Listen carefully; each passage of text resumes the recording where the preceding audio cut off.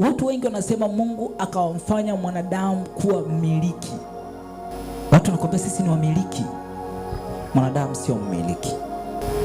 Na hichi ndicho kitu kinachomtesa mwanadamu. Mwanaume aliyemwoa mwanamke anataka amiliki, kumiliki. Na mwanamke huyo anataka na yeye amiliki mume wake. Unaona sasa ugomvi ulivyo sasa hapo unaanzia. Alafu yule mtu anataka amiliki biashara ya kwake. Mungu akumtengeneza mwanadamu kuwa mmiliki, bali Mungu alimtengeneza mwanadamu kuwa msimamizi. Maana ya msimamizi, namba moja, ni mtu anayetunza kitu kisiharibike. Namba mbili, ni mtu ambaye anafanya kazi kwenye kitu ili kiongezeke. Kwa mwanadamu ni manager wa Mungu. Farasa zifire. Mwanadamu ni manager wa Mungu. Anamweka kwenye bustani ya Edeni, maelekezo yake uikuze, iongezeke. Sasa watu wengi hatupendi kuongozwa na Mungu, kujitoa kwenye uongozi wa Mungu.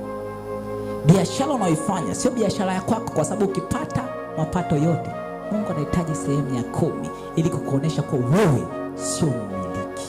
If you want me to bless you, kama unataka mimi nikubariki, utatoa sehemu ya 10. You are a manager. Sasa watu wengi sana hawako tayari kuongozwa na Mungu. Hawako tayari kufuata uongozi wa Mungu. Wanataka waenende kwa akili zao, wanataka waenende kwa nguvu zao, wanataka waenende kwa wanavyotaka wenyewe. Tayari wanamkosa Mungu. Na ukimkosa Mungu kwenye maisha yako, ni umekosa kila kitu. Kuwa wanafamilia wa Jesus Embassy, tafadhali subscribe kwenye alama hiyo nyekundu, gusa, alafu bonyeza pia alama hiyo ya kengele ili kuwa wa kwanza kupata video hizi za mafundisho ya Mungu.